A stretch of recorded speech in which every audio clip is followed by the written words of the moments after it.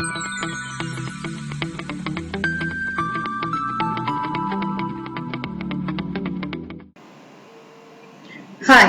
in today's video we will learn about basic HTML canvas elements.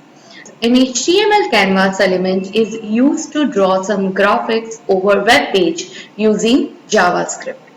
Canvas element is only a container or an area where graphics can be displayed. In Canvas, we have several methods to drawing line, closed shapes, boxes, circle, add images, moreover text over it. So it basically provides 2D rendering API, which we can use with the help of JavaScript and using which we can create vector graphics also, and we can have some text in our graphics within an HTML page. A canvas example. A canvas is nothing but an area over an HTML page which is generally in a rectangular shape. To create an area in a web page without any border and any content, we use simple canvas opening and closing tag.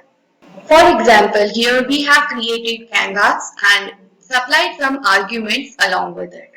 The arguments or an attributes are, the first one is ID, to uniquely identify a particular canvas in a web page. It might happen your web page may contain more than one canvases, so you must uniquely identify each one. Along with ID, other parameters or an attributes are height and width, which is defining the dimension or an area of canvas. This simply creates a blank area which you won't be able to identify or locate over a web page. We also need to set some different values or to apply a border in order to view a particular canvas. In order to view the area of a canvas, we must apply border to it, and border is applied using style attribute. Style attribute is basically used to apply inline style sheet. The property that we are going to make use is border. So here canvas tag will have one additional property, style is equal to in double quotes border colon. Now next we have to specify the values for border. There are three values that you can specify. The first parameter is nothing but the thickness of border. In this example, the thickness of border is set to 1 pixel. The second parameter is nothing but the type of border. There are three different values for type. Here we have used solid border type. Otherwise, you can use dotted or dashed dotted type of border. The third parameter in border property is the color of border. In this example, we have used a black color. Otherwise, you can specify any color value name or within an hexadecimal or RGB value. So this is a simple canvas. Let us look at this canvas in our web page. So this is, in this example, we will see two different canvases in a single web page. Now here I will make one more canvas without border and let me identify how it looks like in a web page. So first canvas is my canvas 1 and it doesn't have any body. So just skipping that part, I'm saving this document and viewing it into a web page. So when inspect element or window will open, as you can see when I hover over the first tag canvas ID equal to my canvas 1, some area is getting highlighted which is given by this gray tooltip. So this is the first canvas area. Now since the width and height of both areas are same, they are displayed of same size. Now let us move ahead and discuss how to render some shapes in this canvas area. In order to draw some graphics or to render some shapes in a canvas area, we must make use of JavaScript. Now in order to add JavaScript into web page, we must make use of script tag. Within the script tag, we will add one property called as type and whose value is text /JavaScript enclosed in double quotes. Now within opening and closing script tag, we will declare one variable as canvas variable. So we declare a variable using keyword var. Var canvas is equal to, we must store canvas into this variable. So that can be done with the help of method document.getElement by ID. Make sure you are using camel notations. That means every method name will start with small letter, and whenever the new words get into the name, we will capitalize first letter of a word. So this can be written as dot get element by ID. Within parentheses, we are supplying the name of canvas.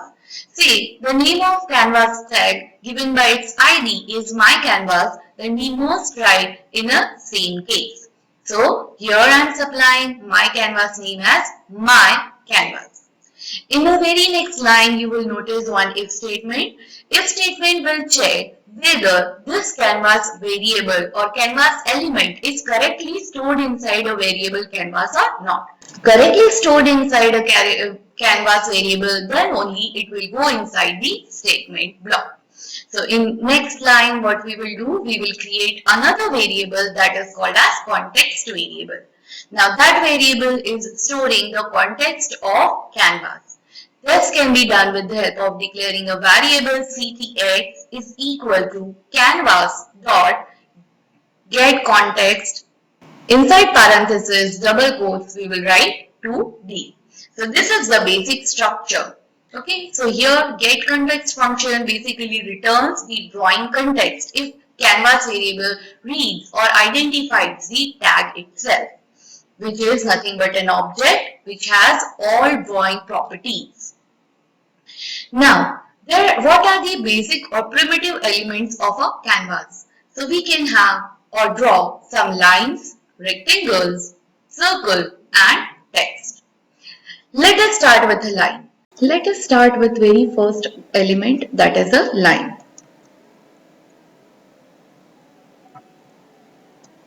Now in order to draw a line, we must identify 2 points, that is nothing but a starting point and an ending point. And every time when we draw or we identify a point over a two-dimensional plane, we must identify its x and y coordinate. So x and y coordinate at the top leftmost corner is 0, 0.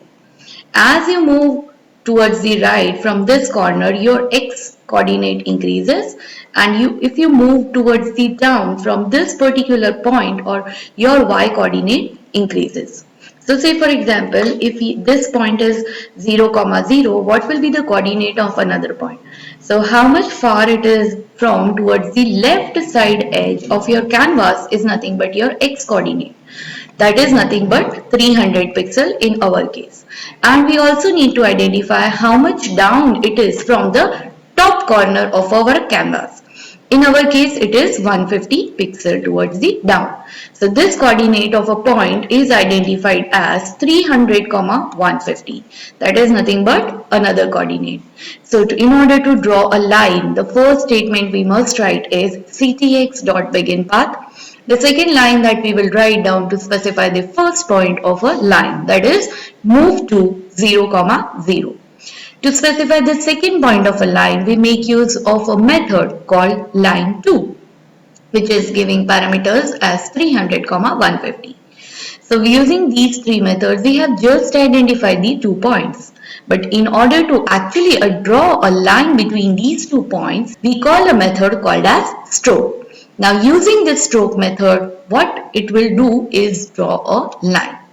Let us look into the web page how this line is getting drawn. So this is my web page which is having canvas as ID my canvas, and this canvas is used within the script with the help of document.getElement by ID my canvas. Now we are declaring this ctx variable directly without using if statement. So it is perfectly fine. But in some cases you might get an error or you might not be able to see a canvas. So in order to avoid some problems, always make a habit of using if statement. But if you are not using if statement, it is again perfectly fine. So here you are declaring context variable ctx is equal to canvas.getContext 2D. Now we will make use of first line, that is nothing but begin path. To specify the first point, move to 0, 0.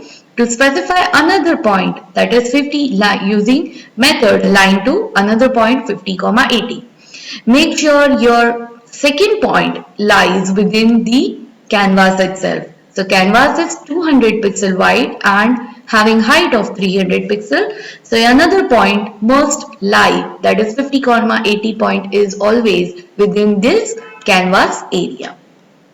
Let us look into web page how it looks like. So this is the way how your line starts from 0, 0, that means from this point to 50, 80, this point. If I change the coordinate, let us see how coordinate, if I change the coordinate, say for example instead of 80, I am changing y component or y coordinate and just refresh this page. So as you can see, the line has changed slightly. Now, these lines are looking very monotonous. I want to add some color. That can be done with the help of stroke style. Now, this stroke style method will be used to set color of a stroke. Here I am setting a color of first line as blue, and always make sure you set the stroke style before calling a stroke method. Otherwise, you won't be able to notice the color. So let me save this particular program, go to the page and refresh.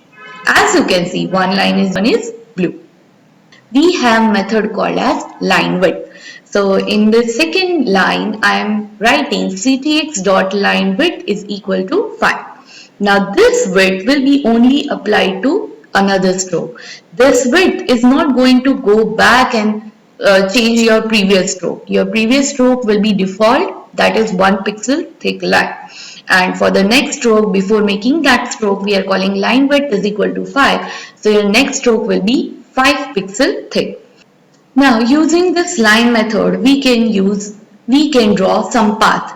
Say for example, we want to render the L-shaped line. So the code goes like this. We always start with begin path. We identify the starting point with the help of move to method. Your first point is 20, 20. So that means your x distance or x displacement will be 20 coordinates towards the right, and we will have down towards the 20 coordinates. So this point is my 20, 20. And next statement we have line 2. We will first draw a line up to this particular point. So here as you can see, x coordinate is same as of previous one. So this x coordinate is still 80, 20, and the length of a line is actually 80 pixel. Okay, so please note that this 20 previous length plus this 80 previous length will give me the total y coordinate of this point, and that value is 800 at this case. Okay, so this point will be marked. Next, from this current point only, we will again draw a line. So second point is nothing but this one. Here if you know the coordinate of your previous y-axis, y component was 100. So for this particular point also your y component won't change. And x coordinate you have to identify. So already this point is having 20 pixel coordinate. Now we will find out the length of this line. Say for example it is 50 pixel width line. Okay, so the length of a line is 50 pixel. So the x coordinate of this point will be 70. Okay, so third line point, we will draw a line to point 70, 100. And at the end we call a stroke method to draw a line. Let us see how this line is getting drawn. I'm just pasting this code over here, saving it, and let us view in a web page by refreshing it. As you can see, this first point is 20 by 20, 20, and the second point is 20, 100, and third point is 70, 100. Now let us see next element, that is rectangle. There are three kinds of rectangles that we can render over a web page. First example is the filled rectangle. As you can see over the canvas, this is a filled rectangle which can be drawn with the help of method fillRect. And it will take four arguments. The first argument is nothing but x and y coordinate of a top left point of a rectangle. So that is nothing but 2 for second parameter.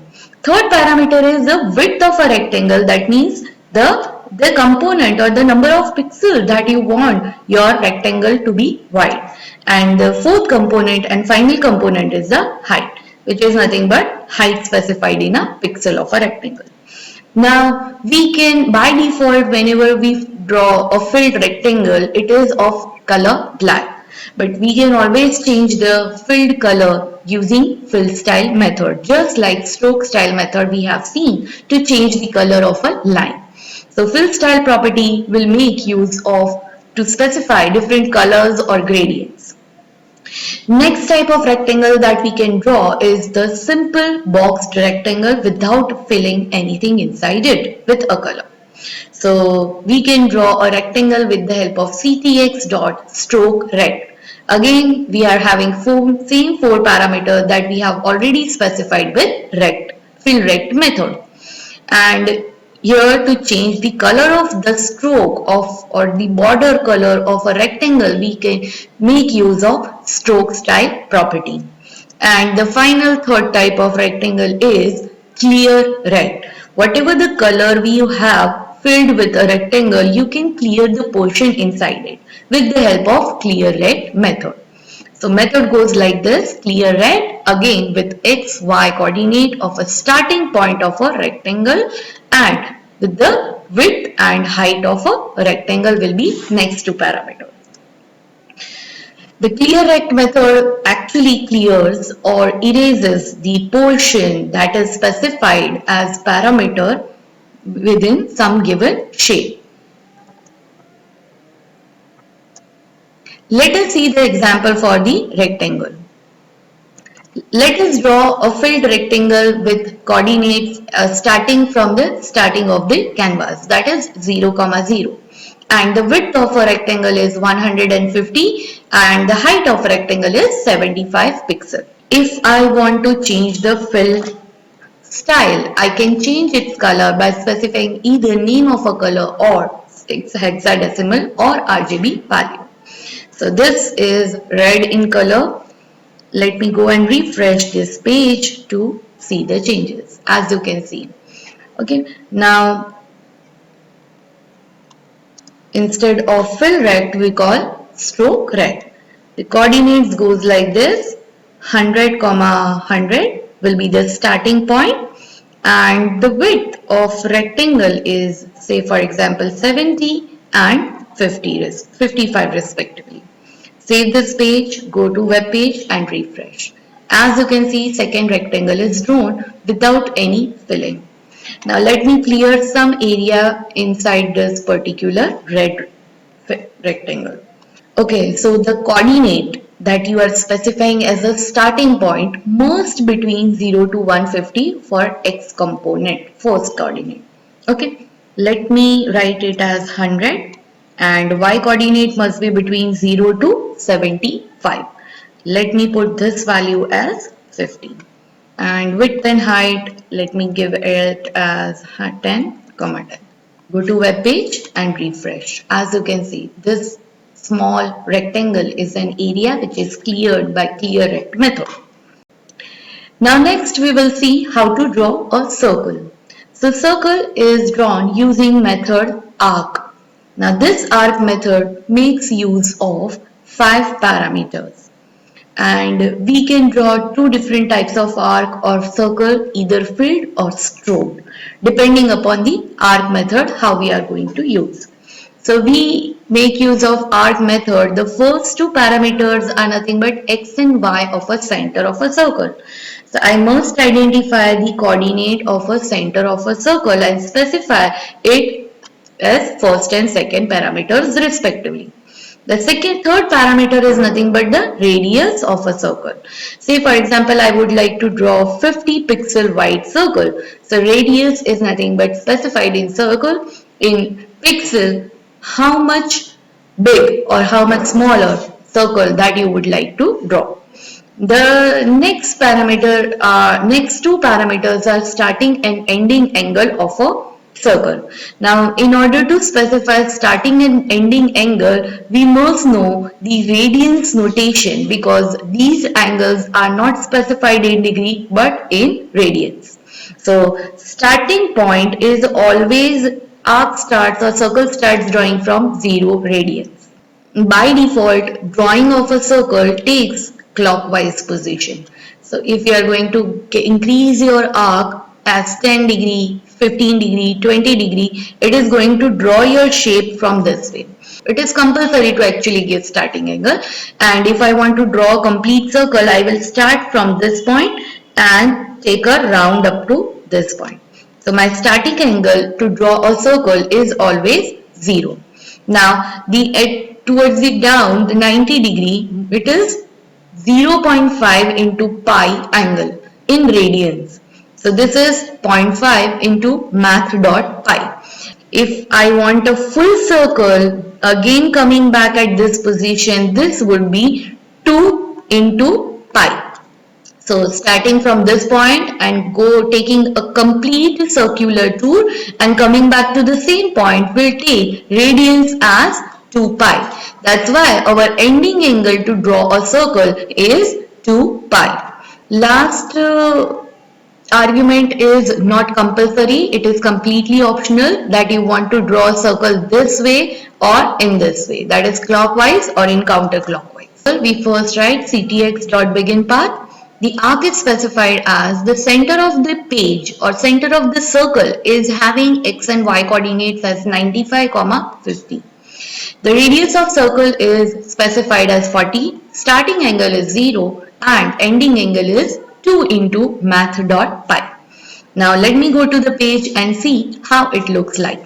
So this is how my circle looks like. Just because I have called stroke method, my circle is not filled. If I want filled circle, I will call fill method. Let me change this value, go to page and refresh. As you can see, now my circle is filled.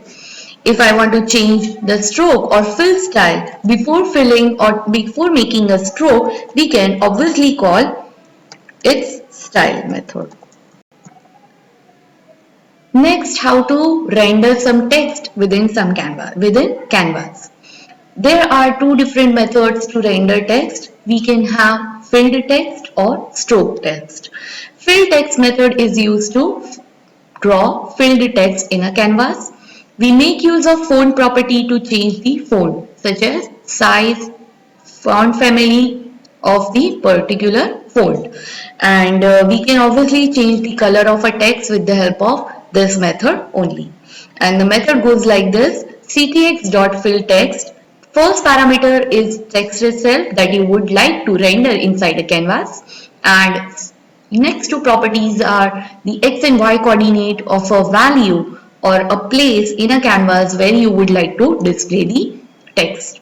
Second method, as I said, is a stroke text method, works with the same parameter. The only difference is that it doesn't fill some values, but it has having a hollow text. Let me give you an example to notice the difference between two. So, in order to draw some text in a web page, we have a canvas. So using context variable, I am calling a method fill text hello there. So this is the text that I want to display, hello there, and the position of that text must start from the coordinate point 100, 50. So hello there will be displayed. Let me refresh this page. So this page is viewed and this looks like this. So quite boring, huh? We can change and obviously format this text. I want to change its color, I want to change its font. So that can be done with the help of font method. Now this font property of called using ctx context variable, we are setting first parameter as the size of particular text, that is hello there, must be displayed 30 pixel in height, or the size of this text should be 30 pixel, and the font that I want to change from simple Calibri to say Britannic or an Arial or Times New Roman. So that parameter goes as second portion. I want to change the color. Since this is a fill text, that means we can use fill style property to change the color of a text. So before we call fill text method, change or set your font and fill style property, and finally call fill text method. So saved this page and see here the change. We have changed the color of this text. Let me give you an example of stroke text. So instead of fill text, I'm going to make a call to stroke method. And let us see how they are different from each other and what difference you see. As you can see, this text is not filled with any color, and the color that we have applied for this fill property is not working on a stroke. So here we must make use of, instead fill style will make use of stroke style. And let me change this color to new color, say for example blue. As you can see, now the color of this text is now blue. So in today's video, we have seen different primitives such as how to draw a line, how to draw a circle, rectangle and text using different basic canvas methods. So thank you everyone for watching this video. See you in next video. Till then, bye bye.